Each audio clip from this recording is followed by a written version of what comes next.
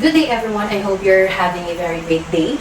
So today I am going to tackle the chapter 14 of the environmental science. It is entitled Geology and Earth Resources. But before that, please let me introduce myself. So my name is Arian Pearl C. Delatanora, and I'm a pre-service teacher from Bachelor of Elementary Education. So you can contact me through my cell phone number 098145-83037 or through email arianpearldelatanora19@gmail.com. So the learning outcomes in my report or in this chapter, we have number one, to summarize the processes that shape the Earth and its resources. So malalaman natin yung mga proseso na nandito sa Earth na nag-help para ma-shape ang ating mundo. Next naman, to describe several Earth resources of economic value. So masasabi natin kung saan nga ba nagmumula yung mga resources na very essential sa ating economy. Next naman, outline the environmental effects of resource extraction. Ngayon naman, malalaman naman natin ang mga epekto ng pag-extract o pagkuha natin ng mga environmental resources or yung mga pangangailangan natin, mapa-araw-araw man or hindi, kung ano nga ba ang magiging epekto nito sa ating environment. Next naman is to identify several geological hazards and explain how they occur. So, mga geological hazards, yung mga panganib na nandito sa environment natin. And bakit sila nangyayari or nag-exist. So next, we have, to formally start my presentation or my report, let me say this saying from Carl Sagan, Mr. Carl Sagan. We live in a society exquisitely dependent on science and technology, in which hardly anyone knows anything about science and technology. So sinasabi ni Carl Sagan dito na ngayon, na modern society, ang mga tao is very dependent sa science and technology, which is very true. Kasi ang science and technology make our life convenient and easier, diba? Agree naman ata ang lahat doon. So, kasi sabi niya, in which hardly anyone knows anything about science and technology. Hindi naman kasi lahat talaga knowledgeable about science and technology. Wala nga rin assurance na alam na natin ang lahat sa mundo. Kahit nga yung napaka-talino, or kung sino man na mga genius na entitled genius, talagang walang assurance na alam na nila ang lahat about sa mundo, about science and technology. So, ang ina-emphasize ni Carl Sagan sa saying na ito is ang importance ng education. Kumbaga, kailangan natin mas ma-educate about sa science and technology for us to be able to live in the future. Kasi what if may something na, what if may mangyari? And ang solution lang sa current issue na yon is something na hindi pa natin na-discover or hindi pa napapag-aralan. So, Carl Sagan is emphasizing the importance of education in our modern society kasi mas dumarami na rin ang tao, and of course, dapat kapag mas dumadami ang tao, mas dumadami rin yung kaalaman para mas bumaba pa ang buhay ng ating Mother Earth. Ano po? So yun nga yung sabi ni Mr. Carl Sagan. So next, ito po yung mga major outlines ng aking report. So number 14.1, we have the Earth processes and minerals. Yun yan sabi ko, yung mga proseso na nandito sa Earth. Then, ang Earth resources, yung mga resources na mga pangangailangan natin, kung ba everyday man or hindi. Mga environmental effects of resource extraction, yung mga epekto. Once na mag-extract ng mga resources, next, 14.4, ang mga geological hazards or mga panganib. Next naman is, so, before tayo mag-dissect or maghimay-himay ng mga details about sa aking report, let me just define what is geology. So, alam ko naman, hindi na bago sa paligid ninyo ang term na geology. So, geology is also known as geoscience or earth science. So, tinatawag din daw ang geology as geoscience or earth science. So, next, we have geology is the study of structure, paano nabuo, evolution, from time to time na itsura ng earth, until ngayon. Next naman, ang dynamics or ang mga pagbabago ng ating Earth and its natural mineral and energy resources. So, ang geology daw is ang pag-aaral ng structure, evolution, and dynamics of the Earth and its natural mineral and energy resources. So, ang mga resources natin, ang mga mineral and energy. Ang geology din daw, according sa nabasa ko, is nag-help din na somehow ma-predict ang future. For example, we have this climate change. So, ang geology daw, nakaka-help sa issue ng climate change through predicting kung ano ba yung mga mangyayari pa in the near future. So, sabi nga, climate change. So, over time, umiinit ang Earth. So, paano natin nalaman na umiinit ang Earth? This is because of geology. Next is we have Earth. Earth is very explanatory, di ba? Third planet daw siya from the Sun. Kasi Mercury, Venus, and Earth. So, ika-third siya, diba? And alam naman natin ang Earth is the only habitable planet sa ating solar system. So, and the fifth largest planet in the solar system in terms of size and mass. So, ikalima daw ang Earth sa solar system sa na pinakamalaki according sa size and mass niya. And alam niyo po ba kung ilang taon na ang ating Earth? Ang Earth po is 4.543 billion years old na po. Okay, so let's proceed na. So 14.1, isa sa mga major outline is Earth processes and minerals. So itatakal natin dito yung mga proseso. Kanina kasi sinasabi yung mga proseso. So we have letter A. Earth is a dynamic planet. Sabi ko nga kanina, hindi natin alam ang future ng ating Earth. Hindi nga natin alam kung anong future natin, di ba? So, sinasabi na ang Earth daw is a dynamic planet. So, when we say dynamic, stable ba siya or hindi? Of course, hindi. Kasi pag sinabi dynamic, unstable. So, sinasabi na ang Earth daw is hindi stable, unstable na planet. Kasi nagbabago siya over time. So, although we think of the ground under our feet as solid and stable, our planet is a dynamic and constantly changing structure. Ano po, mas matatakal natin yan later pag tinakal natin about yung sa Pangea and then sa naging modern continents na ngayon. Ano po? So, under pa rin ang Earth is a dynamic planet. Sinasabi na ang Earth daw is a layered sphere. So, sphere siya and aside doon, meron siyang iba't ibang layers or parts. Ano po? So next, we have the structure of the Earth. So we have number 1, the crust. So ma-observe nyo po dito sa animation, ito, tinuturo niya ito. So this is what you call the crust or the outside layer of the Earth. It is made up of solid rock, mostly basalt and granite. So sinasabi na ang crust daw is 98.4% ng crust is composed of oxygen, silicon, aluminum, iron, calcium, sodium, potassium, and magnesium. And we have these two types of crust. We have the oceanic crust and the continental crust. So ano nga ba yung pagkakaiba nila? So dito muna tayo sa continental kasi nasa lupa tayo. So sa continental crust, ito na kinatatayuan natin, this is continental crust. Maglakad-lakad kayo, that is continental crust. So, paano naman masasabi ng oceanic crust? Pag sinabing oceanic crust, punta kayo sa dagat. Yung sand na mafe-feel ninyo, that is what you call oceanic crust. Kasi, may nasa ibabaw na siya na tubig, na bodies of water. Okay po? So, that is what you call oceanic crust. And, pag sinabing oceanic crust, mostly, made up of basalt siya. Pero naman, meanwhile, ang continental crust, made up of granite. Tapos na tayo sa crust. Let's move on to the next layer, which is called the mantle. So, dito rin sa animation, makikita niyo itong pangalawang layer. Sinasabi nila ito daw ay it takes up about 84% ng volume ng Earth. So, halos siya yung pinaka-malaki. So, basahin natin. Mantle is below the crust that is hot and a pliable layer of rock. So, mostly solid rock daw ang sinasabi na mantle.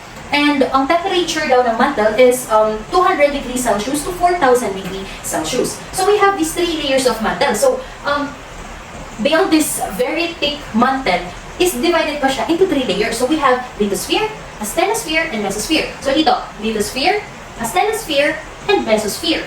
So pag sinabing lithosphere, it is just of the bottom of the Earth.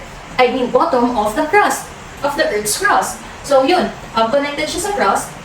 And ang lithosphere is also known as the upper mantle. So next is ang asthenosphere. Asthenosphere is the middle part or the middle mantle or the central mantle. Next is what we have here is mesosphere. So mesosphere is connected na din siya para sa, connected na siya sa ating next layer. Okay? Okay. So we have here the core. So ito na yung pang-tatlong layer ng Earth. So we have the core. So connected sa core ang sinasabi natin kanina ng mesosphere or ang lower mantle. So yun nga, nasa third layer na tayo ng Earth which is ang core. So we have here core. Ito po yung tinuturo. Ito po. Ano po? So core daw is the interior or the center of the Earth. It is very dense and extremely hot. So alam niyo po ba kung anong element or kung ano yung element na nandoon sa ating core? Hindi ba? Once nandun na element sa ating core is ang pinaka-dense or the densest material sa ating Earth, which is ang iron and nickel. So, iron and nickel, siya yung nasa core ng Earth. So we have these two types of core, the outer core, and the inner core. So sinasabing ang outer core daw is liquid. Meanwhile, ang inner core is a solid ball. So solid ball daw siya. And sinasabi na ang temperature daw po sa core is estimated 4,000 degrees Celsius to 5,000 degrees Celsius, which is ang temperature sa surface ng ating sun. Ayan, so hello ulit. Nag-transition tayo from sala to my bedroom real quick. Ano po? Kasi na-realize ko na hindi po pala basa sa video yung PPT na ginawa ko kasi naka-flash sa screen ng TV namin.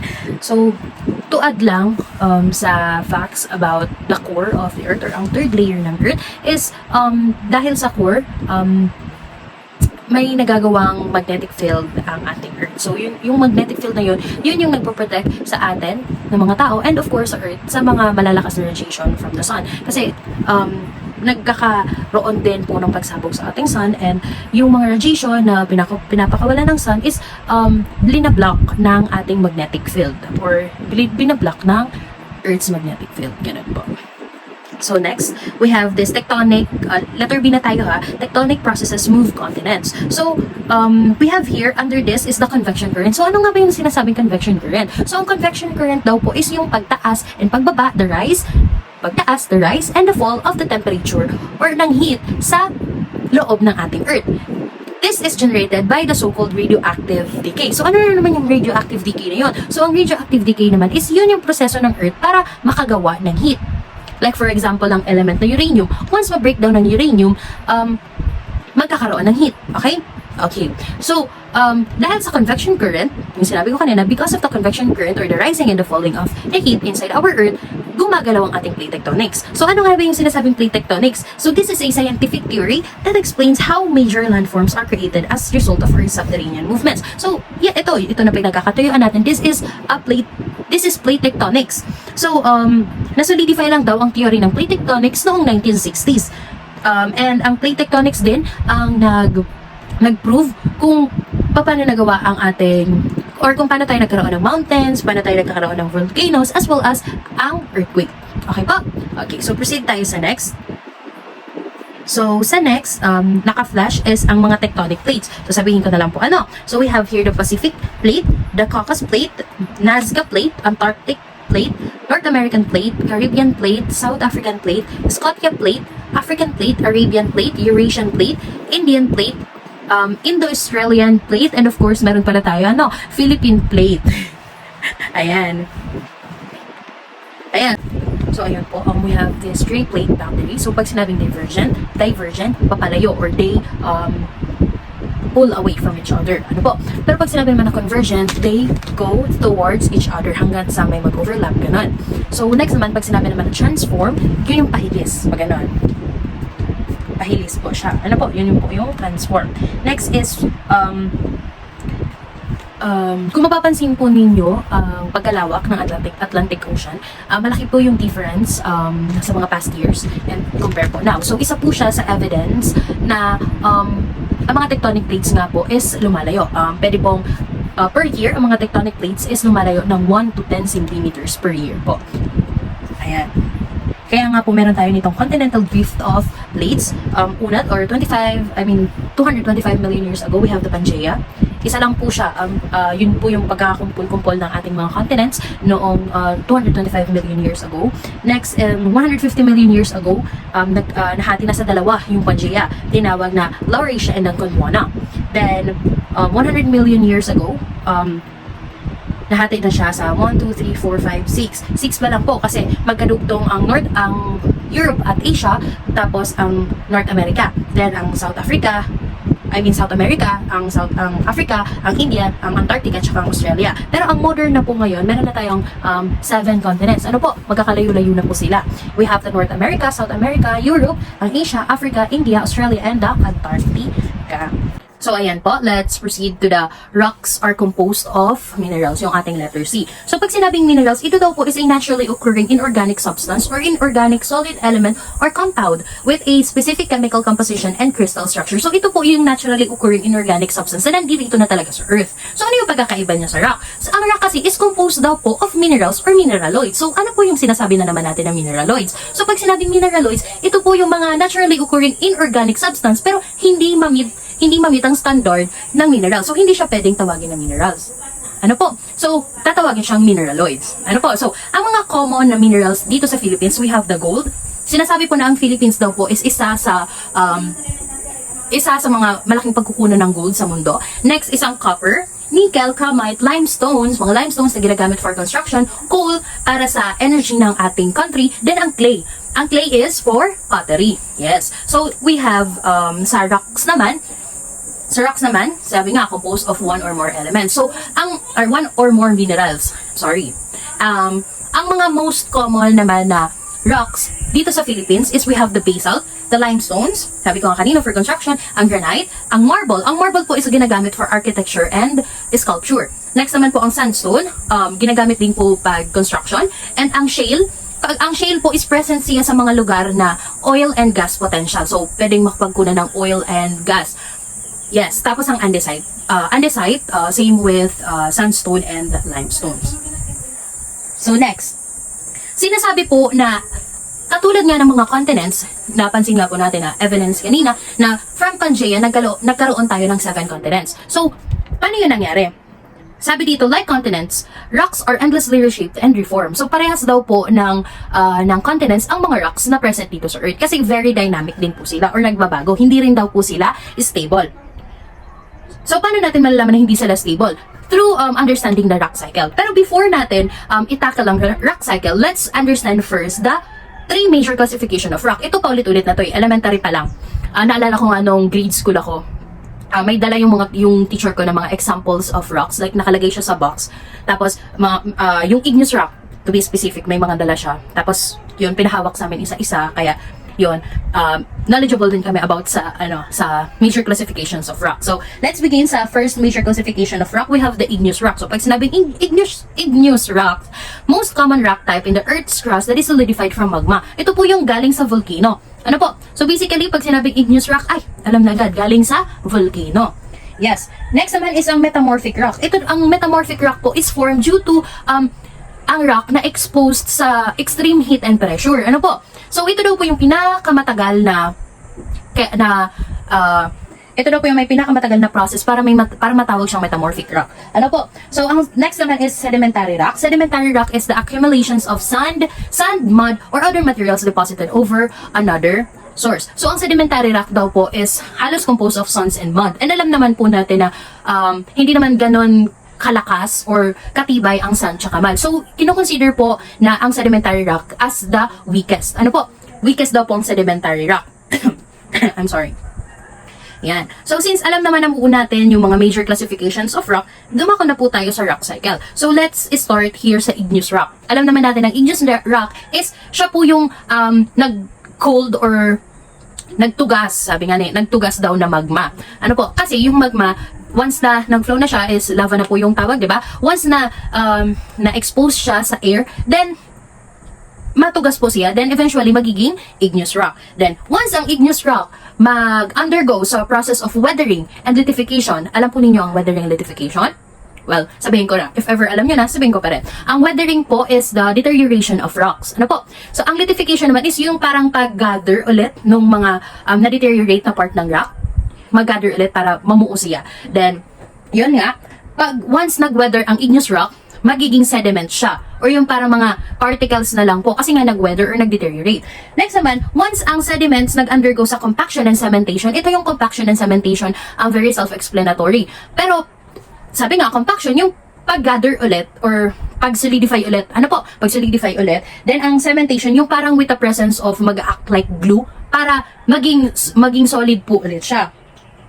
Ayan. Then, once mag-compact and ma-cement nga po, we have here the sedimentary rock.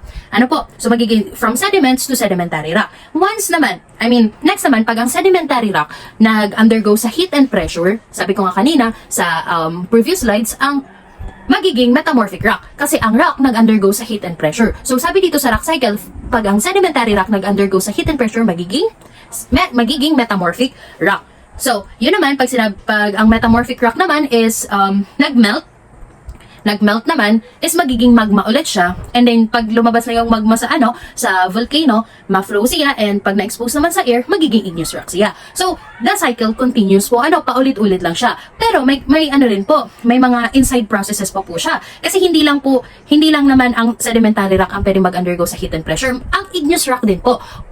Pag nag-undergo po siya sa heat and pressure, pwede rin po siyang maging metamorphic rock. Same with metamorphic rock, hindi lang po yung igneous rock ang mag-undergo sa weathering and lithification. Kasi ang metamorphic rock, pwede rin po siya mag-weather. Pwede rin po siya mag-weather and maging sediments. Same with sedimentary rock, pwede rin po siyang mag-weather and maging sediments po ulit. Yan, baba. Sa next naman, weathering breaks down rock. So, na nga ni po doon sabi ko sa Indo na ang weathering po is the deterioration of rocks. So, we have here the types of weathering. Number 1, the mechanical weathering. Number 2, the chemical weathering. And under chemical weathering, we have the oxidation, hydrolysis, and dissolution. So, ayan po, let's start with the first type of weathering. We have the number 1, the mechanical weathering. So, pag sinabi po nating mechanical weathering, this is the physical breakup of rocks into smaller particles without a change in chemical composition of the constituent minerals. So, pag sinabi po nating mechanical weathering, this is also called as the physical weathering. So, physical lang po na kaanyuan ang nagbabago. Yun nga, yung mga tinatakal natin ng elementary tayo, mga physical change, chemical change. Yung chemical po, yung mechanical po, is for physical lang po siya. Nagbago lang po ang physical na kaanyuan, pero hindi po yung chemical composition ng isang rock.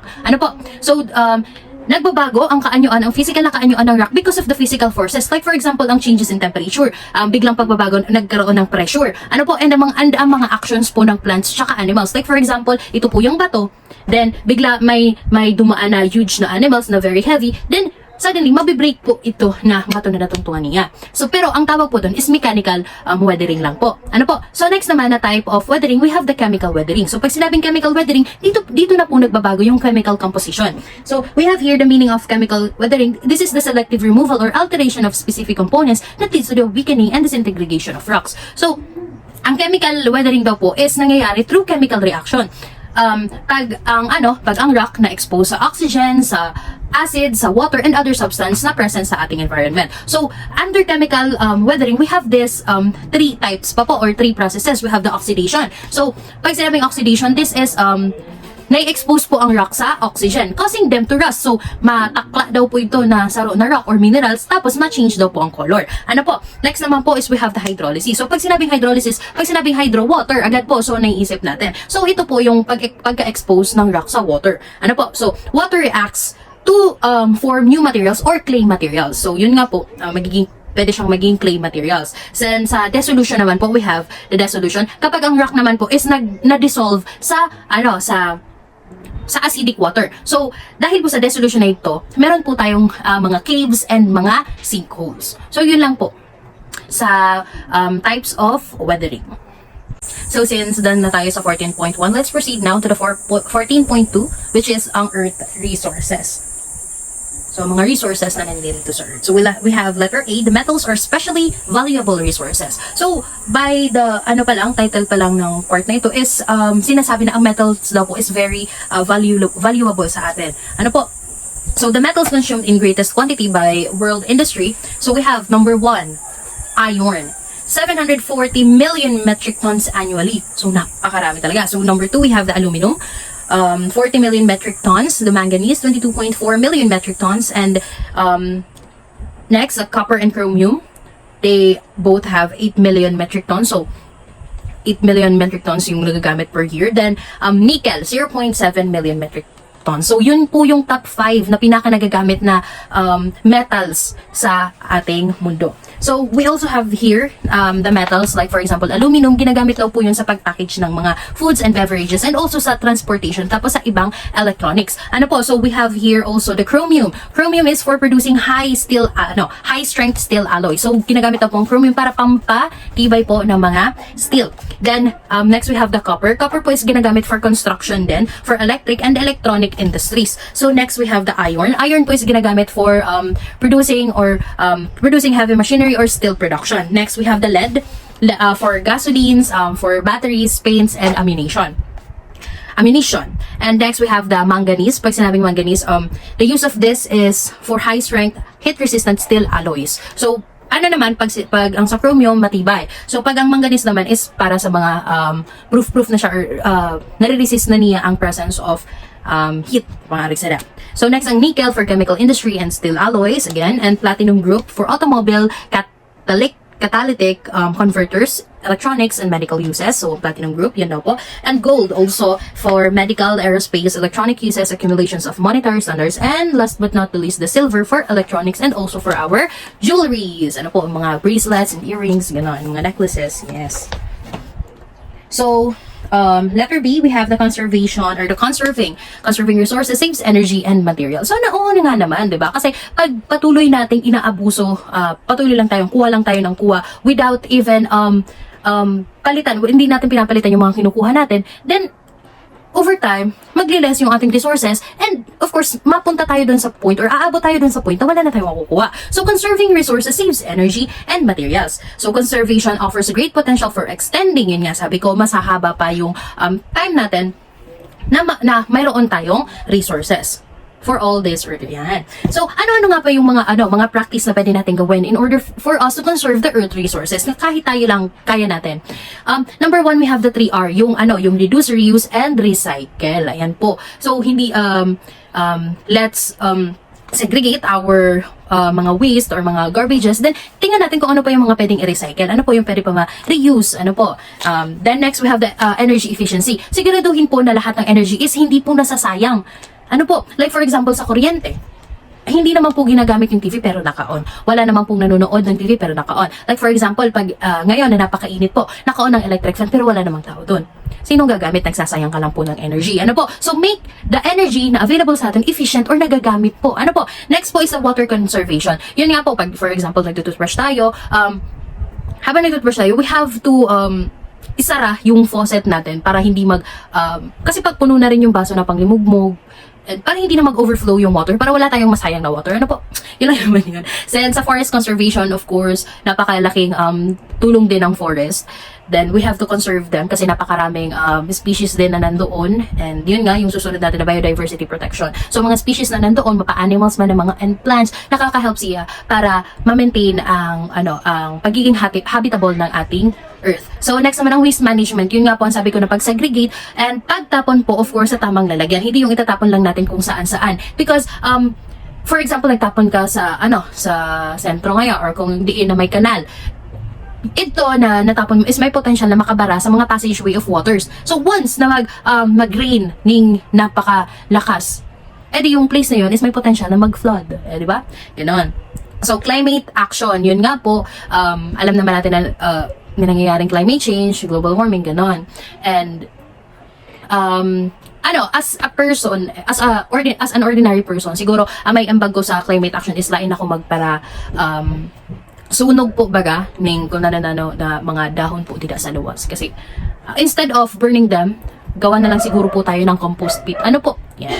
Then next is ang education and awareness. Of course, sabi ko nga sa introduction, mas dumadami na po ang tao. So, pag mas dumadami ang tao, nag-recording po ng napakaraming resources. So, paano natin mapapahaba or mapapadami yung resources na yon kung wala tayong kaalaman? Ano po? So, kailangan ma-educate ang person, maging aware sila na ang resources, ang lahat po ay may hangganan. So, they have to be aware.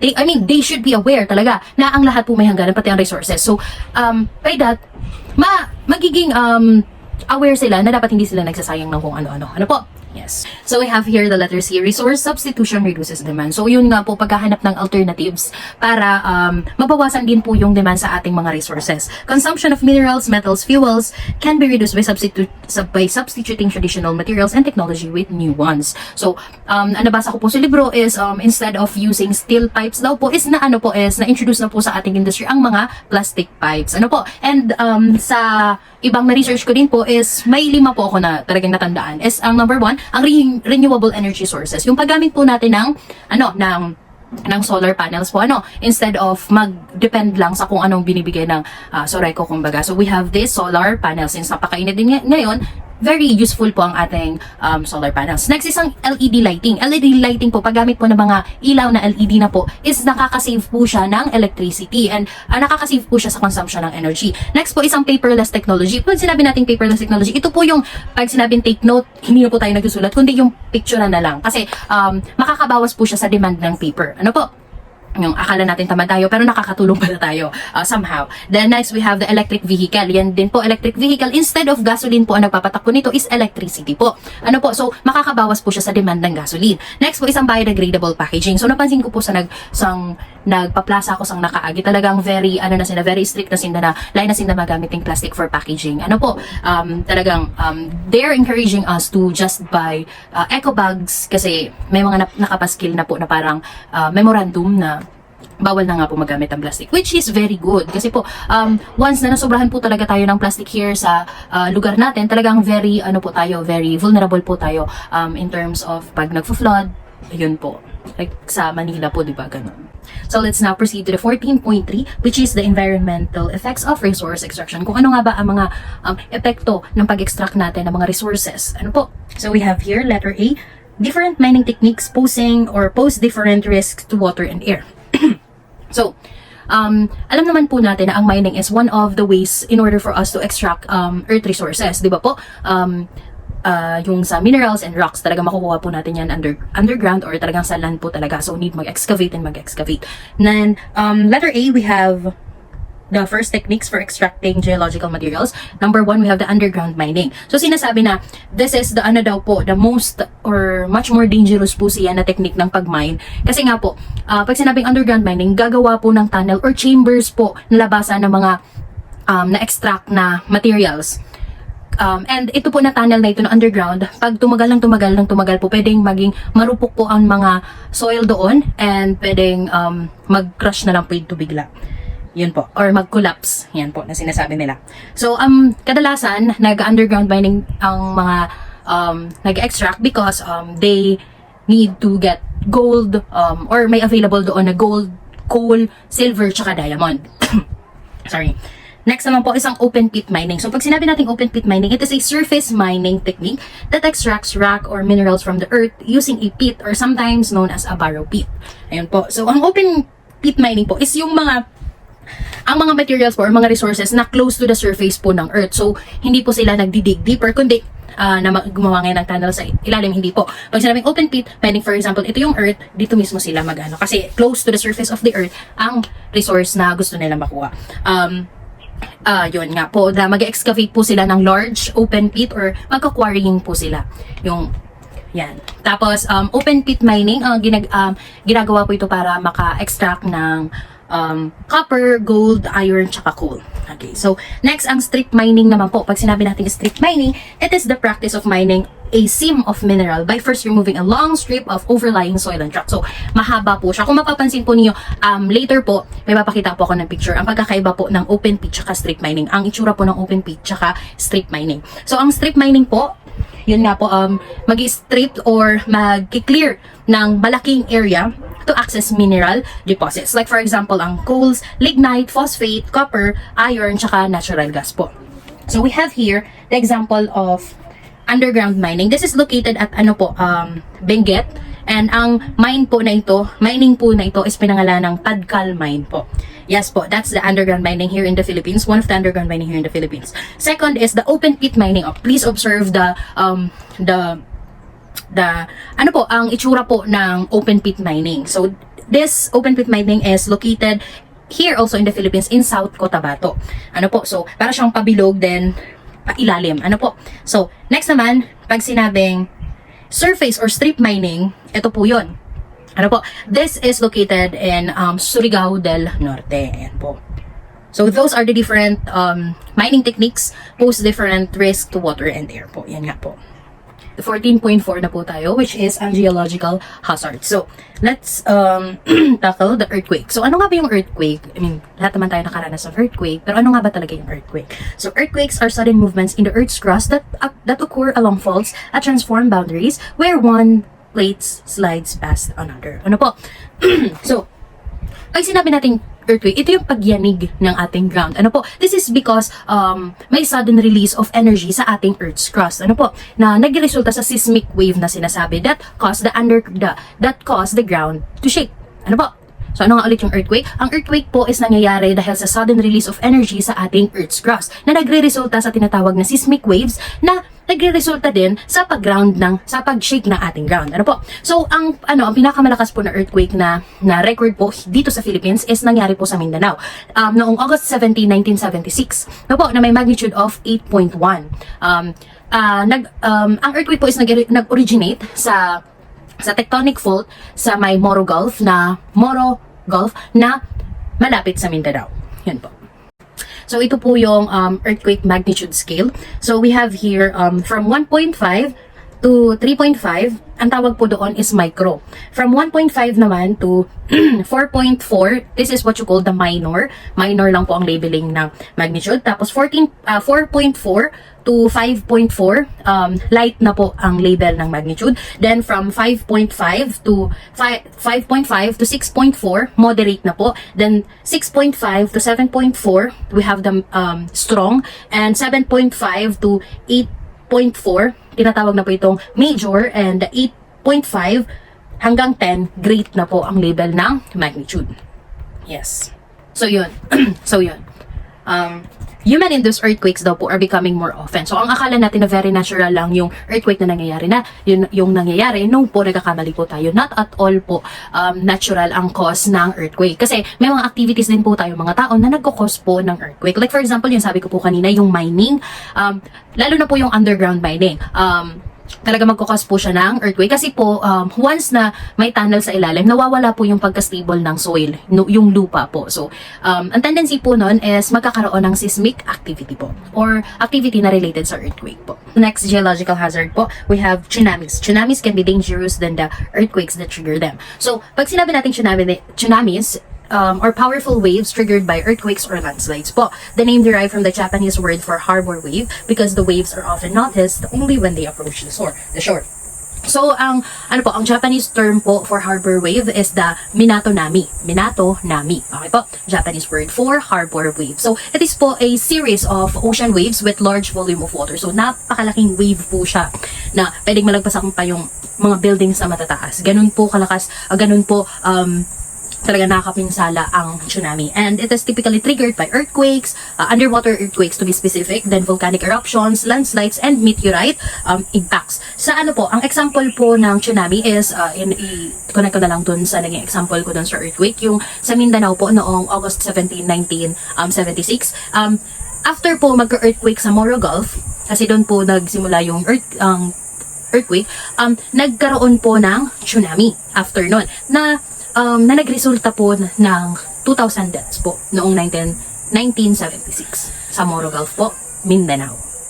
So next geological hazard, we have the volcanoes. Volcanoes eject gas and ash as well as lava. Opo, totoo po yun. Pag nag-erupt po ang volcano, may lumalabas po na gas, ash, tsaka lava na pwedeng na very dangerous sa mga tao po. Ano po? So ano nga ba yung volcano? Volcanoes are vent in the crust of Earth or another planet or satellite from which issue eruptions of molten rock, hot rock fragments, and hot gases. So, naalala ko po nung pinadebate kami, nung grade 6 kami, kung friend or foe po ba ang foe or kaaway po ba ang volcanoes. So, dati po, talagang sabi ko, friend na po talaga ang volcano. Kasi kung wala pong volcano, saan po lalabas yung init ng ating Earth? Saan po? Kung walang volcano, pwedeng sumabog lang dito, dyan, talagang mabibigla ka na lang kung walang volcano po. Pero since may volcano po tayo, may fix po silang paglalabasan na init po ng Earth. Ano po? Yes po. Isa po sa pinakamalakas na pagsabog ng volcan po dito sa Philippines is yung sa Mount Pinatubo po. Located po siya sa Luzon, and nung sumabog po siya noong 1991, umabot po ng 40 kilometers ang eruption column, 40 kilometers or 23 miles if I'm not mistaken. Ganun po. Then, may 800 people po na nasawi ang buhay dahil po sa pag-erupt ng Mount Pinatubo. Last but not the least, we have the flood as floods daw po are the greatest geological hazard. Bakit nga ba? So, ano nga ba muna yung flood? So, floods or pagbaha. Ano po sa Filipino pagbaha? So, flooding associated with extreme precipitation is increasingly frequent. So, ito po na sobrang tag-uran daw po. Amo po ang saro sa dahilan sa pag-flood po. Then, as a warming climate causes more evaporation, more convection in the atmosphere, and more extreme rainfall. Napag-aralan na din po natin yung water cycle po nung first sem, diba? So, pag marami daw po na evaporation, marami rin po na convection, din marami din pong precipitate. So, isa po yun sa dahilan kung bakit nagkaka-flood po tayo. Ano po?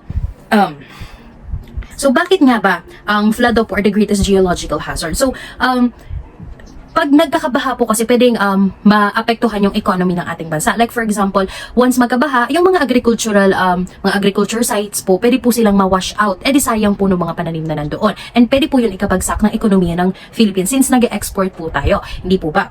Next naman po sa health risk. Sa health risk po ng mga tao. Since pagbaha po is very wide, for example, hindi mo naman po makokontrol na hindi po makontaminate yung water. Na pwede po yun makadulot sa ating health po. Ano po? And pwede din po ito makadestroy ng mga properties. So, yun, halos connected po sila lahat po. Once mag-earthquake, underwater, pwedeng magka-tsunami, and pag nagka-tsunami, pwedeng magka-flood. Ano po? So, yun. So, thank you so much po for listening. And once again, I'm Arian Pearl C. Dulatanora, a pre-service teacher from Bachelor of Elementary Education at Sorsogon State University po. Goodbye po and have a great day ahead.